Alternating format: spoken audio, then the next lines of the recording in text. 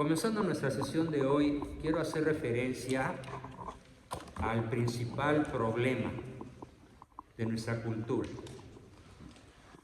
¿Cuál es el principal problema de nuestra cultura? ¿Alguien diga algo? ¿Cuál es? Que nos dejamos llevar por muchas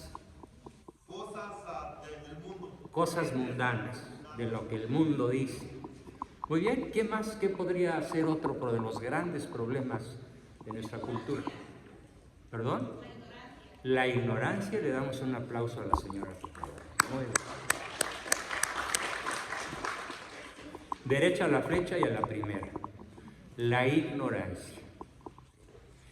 Pero aquí, este tema de la ignorancia, voy a explicar por qué es tan grave en el ser humano, pero sobre todo por qué es tan importante y tan lacerante, tan preocupante en nuestra cultura.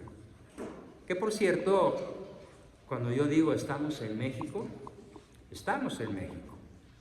Ese territorio es legítimamente mexicano. Es legalmente norteamericano, pero por razones complicadas de tipo histórico, esto es México, legítimamente. Entonces, en este país que llamamos México, el principal problema es la ignorancia. Pero, ¿por qué creen ustedes que se da un problema tan severo como la ignorancia, del cual se derivan otros muchos? ¿Qué se deriva de la ignorancia? La ociosidad, los vicios. Pero principalmente es falta de conocer a Dios a través de la Escritura. ¿Correcto?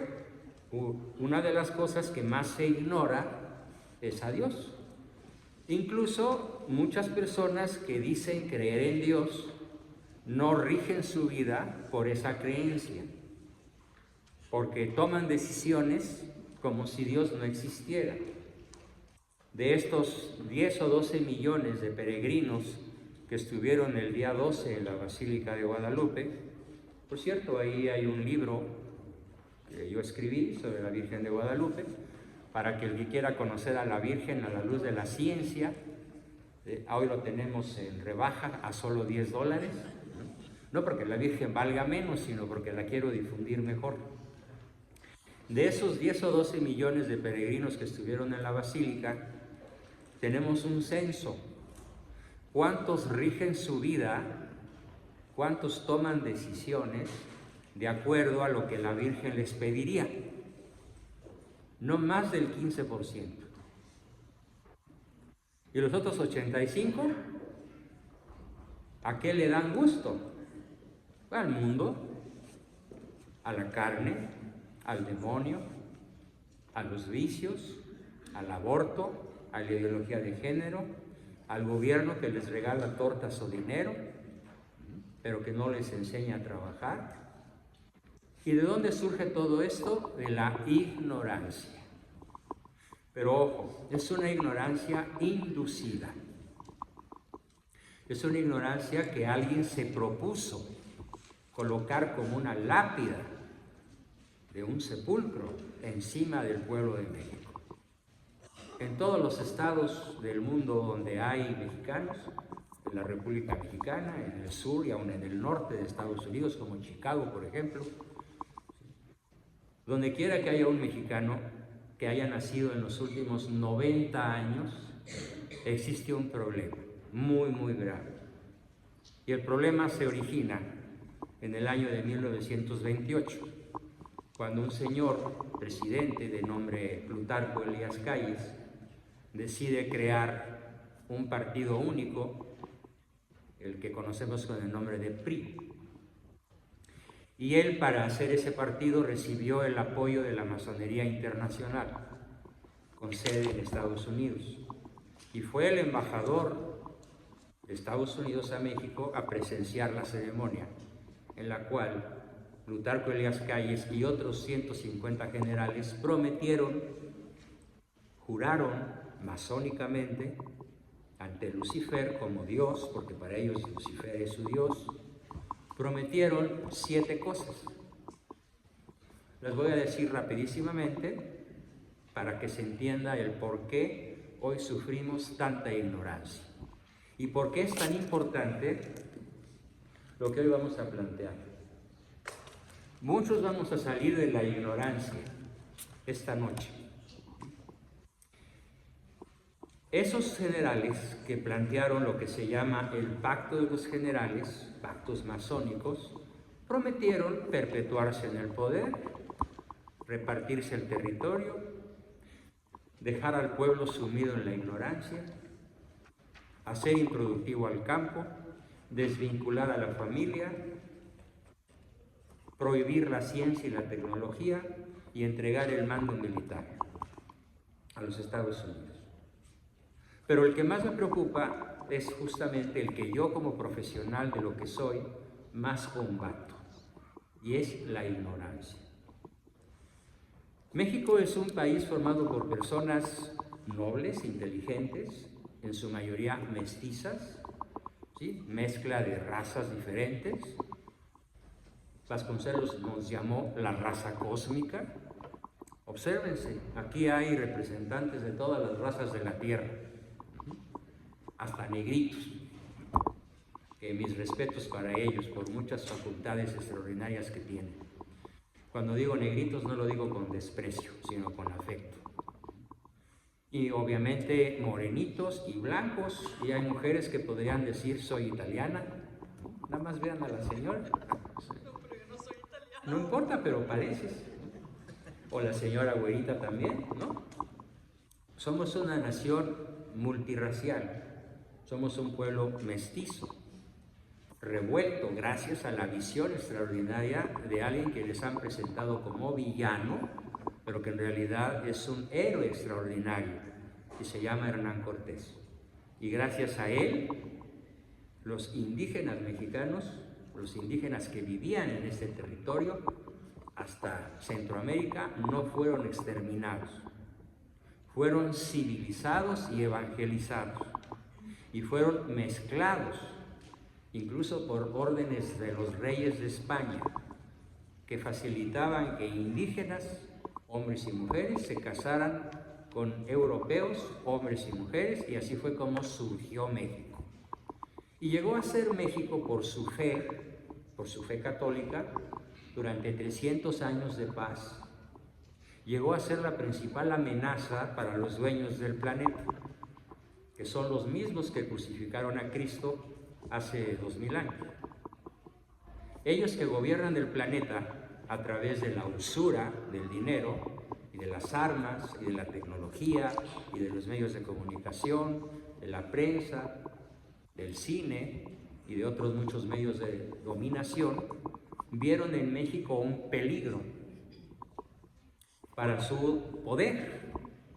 Y fue cuando decidieron apoyar la revolución anti-mexicana el 20 de noviembre de 1910, en donde cae Porfirio Díaz, pero no porque fuera un mal gobernante o un tirano como nos lo han presentado, sino porque ya México era una potencia mundial capaz de enfrentarse con éxito a los amos del planeta y hacerlos temblar.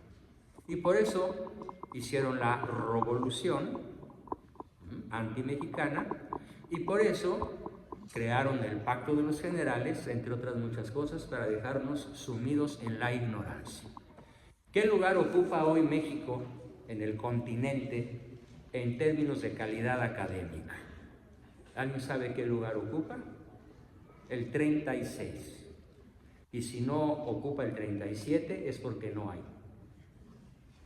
O sea, el último lugar en capacidad para escribir, para leer, para hacer matemáticas, física, química. Somos el país más atrasado de todo el continente, incluyendo a los países pobres como Haití, El Salvador, Honduras o Nicaragua. ¿Por qué? Porque se hizo a propósito, dejar al pueblo sumido en la ignorancia. Basta con que observen cómo escriben hoy. disque profesionistas cómo escriben en Facebook, cómo escriben en YouTube o cómo escriben una carta, con un lenguaje que da verdaderamente vergüenza nuestra forma de escribir, y no se diga nuestra forma de hablar. Una de las cosas que más se combatió por parte del gobierno masónico desde 1928 hasta la fecha es el conocimiento de las verdades científicas que pueden soportar, que pueden darle un fundamento a nuestra fe católica. Y por lo tanto se inventó la idea, se creó la idea en la inmensa mayoría de la población de que la ciencia es enemiga de la religión. Y la idea de que la religión es enemiga de la ciencia. Pero eso es absolutamente falso. La inmensa mayoría, pues, de los habitantes de México han crecido con la idea de que ciencia y religión están en conflicto. Pero esto es una idea que se ha sembrado en la población desde la cúpula de mando. Y es una idea que no resiste un análisis lógico, no resiste un análisis inteligente. ¿Y para qué hicieron eso? Bueno, pues lo hicieron para gobernar a las masas, para que la masa de pueblo vote por los que ellos quieran imponernos. Y fue así como durante 90 años gobernó un partido que se dedicó a robar a la población, a dejar a la población en la pobreza, a dejar a la población en la ignorancia. Sí, así fue. Algunos de mis adversarios me atacan y me dicen, creyendo insultarme, lo que pasa es que tú eres un prianista. No, ni PRI, ni PAN, ni PRD, ni nada. No pertenezco a ningún partido. Yo no creo en los partidos. La política no es eso, la política es otra cosa. La política es el arte, la ciencia y la técnica de luchar con la propia vida por el bien común. Y el bien común es ecológico, biológico, psicológico, social y espiritual, no nada más material.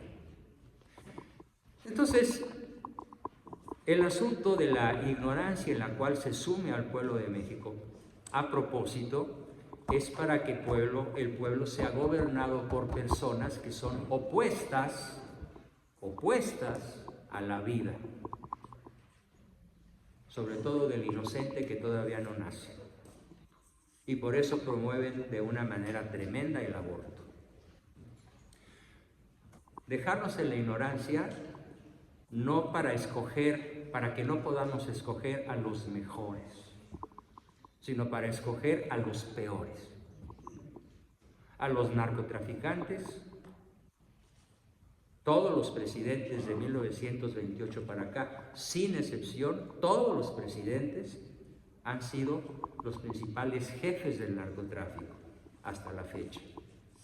Y eso no es una opinión, es un conocimiento.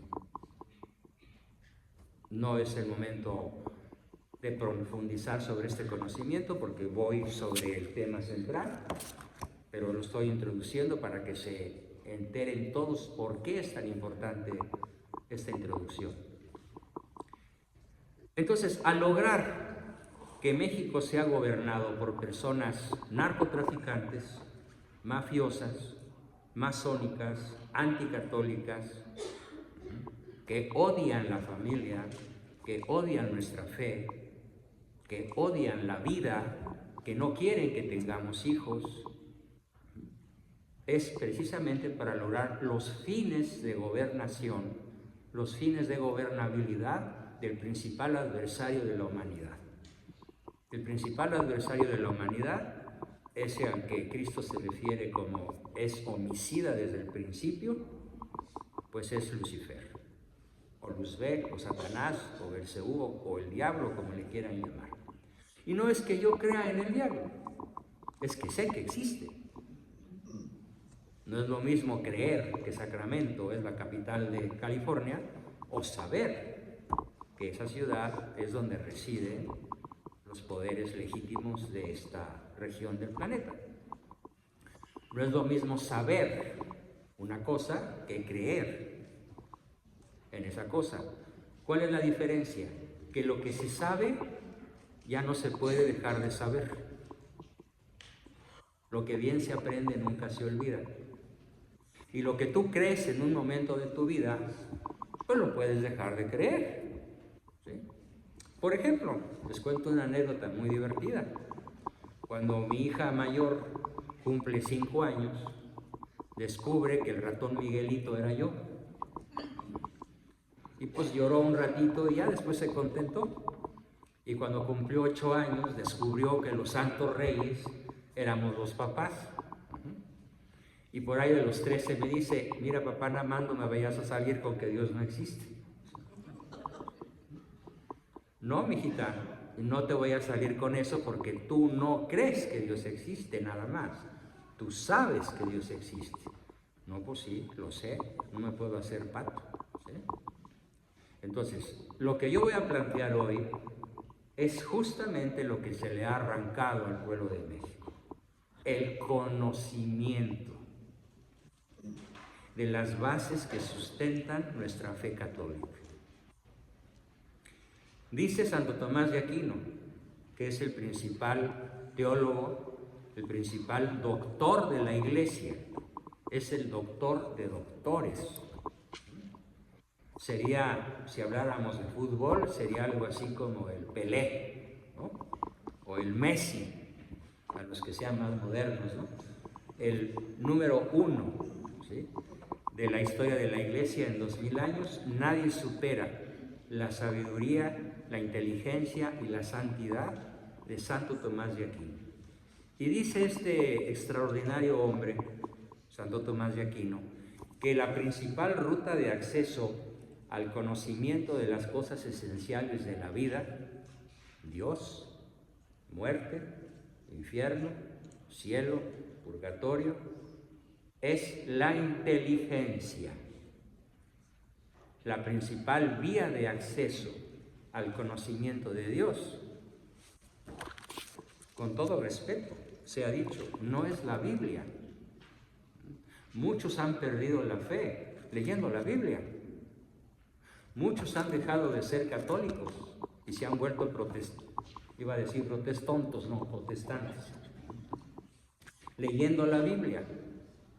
Muchos han abandonado la fe, justamente porque sustentan su fe solamente en la revelación que está contenida en la Biblia, pero no sustentan su fe en la inteligencia, en la razón, y tampoco sustentan su fe en la ciencia. Y dice el principal científico del siglo XX, que no era creyente, no era teísta, no conocía la existencia de Dios. Él comienza a descubrir que Dios existe cuando descubre detrás de un telescopio lo que se conoce con el nombre de Big Bang, o sea, el momento en el cual comienza la explosión, la gran explosión, Big Bang, que produce el universo por mandato divino, cuando Dios dice, hágase. ¿Y cómo es que Einstein, Alberto Einstein, es a quien me refiero, Albert Einstein, descubre a Dios? Porque cuando él está observando el Big Bang en el observatorio del Monte Palomar, llama a su compañero astrónomo para que vea lo que él está viendo, que es la explosión inicial de la creación, y el compañero le dice a Albert, oye, qué interesante sería saber qué ha pasado desde ese momento hasta la fecha.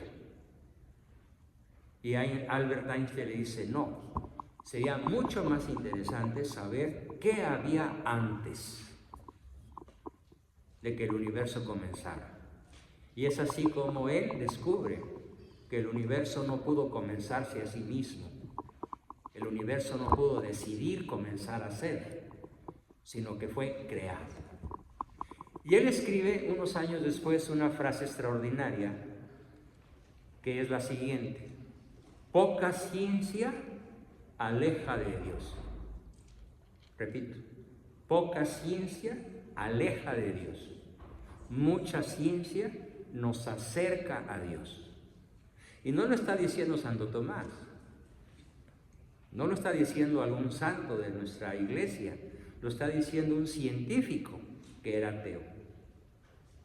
Y otro científico extraordinario, que es el descubridor de la física cuántica, que es muy superior a la física de Einstein, dice: el primer trago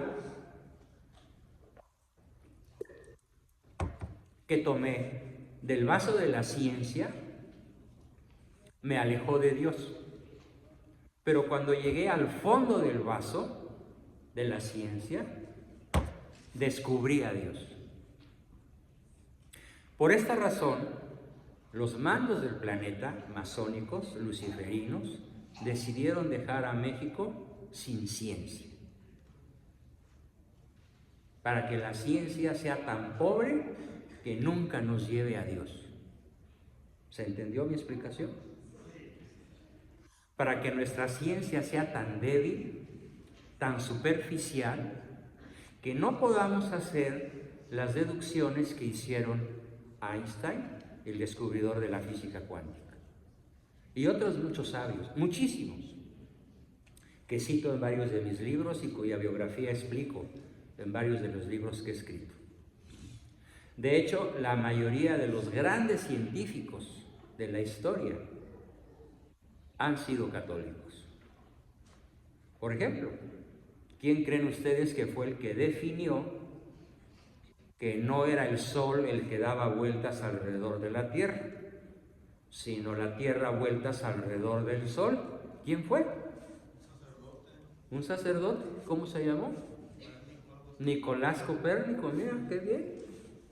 Y era un príncipe de la iglesia, canónigo, cardenal incluso, obispo, ¿sí?, que se dedicaba, entre otras cosas, en sus tiempos libres, a observar las estrellas, y dedujo, con un conocimiento muy riguroso científico, que no había geocentrismo, que el centro de la galaxia no era la Tierra, sino que el centro del sistema solar era el Sol. Y es precisamente la Iglesia Católica la que pone las cosas en su lugar, en multitud de cosas de la ciencia.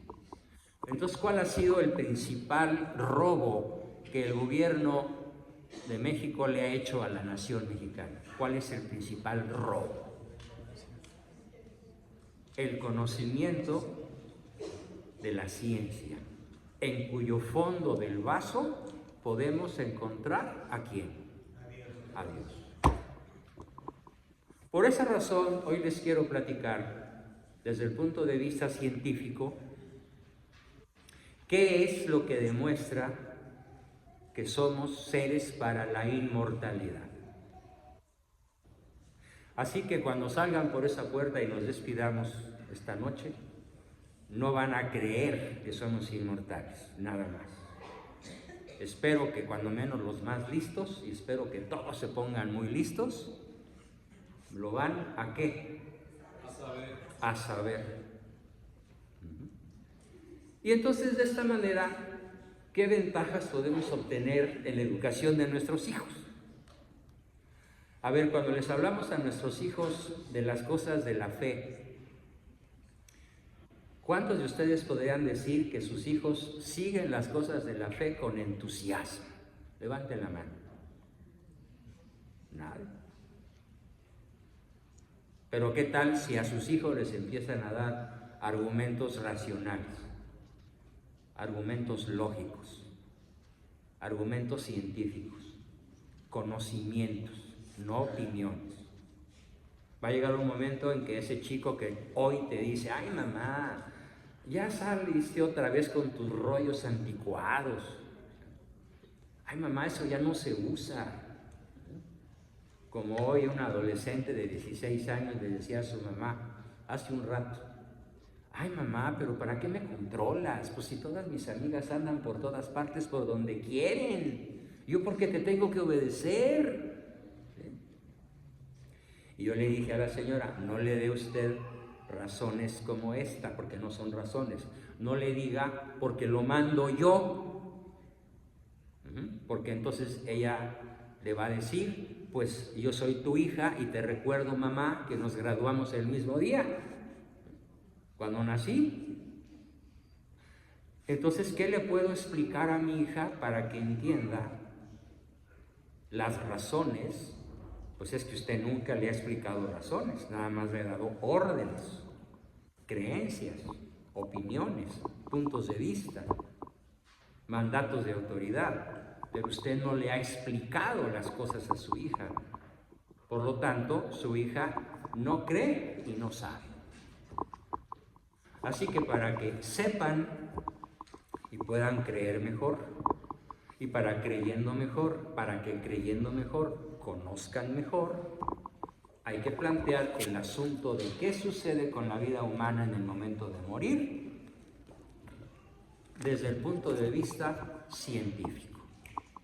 Repitiendo lo que me trae aquí con gran entusiasmo e indignación, una mezcla de entusiasmo e indignación. Entusiasmo por compartir lo que sé, que empecé a aprender a los 6 años de edad en las rodillas de mi padre. Muchos que me han escuchado en YouTube ya conocen la anécdota, la repito para los que no la hayan escuchado. Un 11 de marzo de 1949, que es el día que yo cumplí 6 años, me dijo mi papá, a partir de hoy, hijo, ya no va a ser lo más importante que creas en Dios. ¿Cómo? Mi mamá se va a enojar, dije yo. No, no te hagas tonto. A partir de hoy lo vas a saber. Y de tal manera lo vas a saber que nunca lo vas a poder olvidar. Ah, pues muy bien, explícame. Y en las rodillas de mi padre me dijo, bueno, mira, hoy durante 6 meses te voy a preparar para tu primera comunión. Y te voy a demostrar de modo inteligente, racional, para que tu cerebro lo capte perfectamente bien, que Dios es el que es, no el que tú te imaginas que es. Para que tú conozcas la existencia de Dios de modo tan pleno que nunca te me vuelvas ateo. Y para que puedas transmitirles la fe de tus abuelos a mis nietos, para eso te voy a explicar que Dios existe. Y no solamente te lo voy a explicar, sino que también te voy a explicar que nuestro destino no está en esta tierra. Esta tierra es una mala posada, una mala noche en una mala posada. Estamos de paso. Y no quiero que me lo creas, quiero que lo aprendas, que lo sepas. Y eso es lo que me trae aquí hoy con ustedes. Transmitirles un conocimiento serio, profundo, científico, racional, inteligente, de por qué me atrevo a sostener, sin la menor duda, un hecho contundente. Somos inmortales. ¿Cómo entender esto racionalmente? El hecho de que somos inmortales. Bueno, pues me daría el gusto de hacerles alguna pregunta a los que nunca hayan escuchado este tema ni leído nada por el estilo. ¿Cómo una persona inteligente, adulta o joven, pero ya inteligente, puede saber con absoluta precisión, con absoluta certeza, que cuando morimos no nos aniquilan, que cuando morimos seguimos vivos y seguimos conscientes por el resto de la eternidad? ¿Cómo lo podríamos saber? No estoy preguntando cómo lo podríamos creer, sino cómo lo podríamos saber. ¿Quién me dice algo?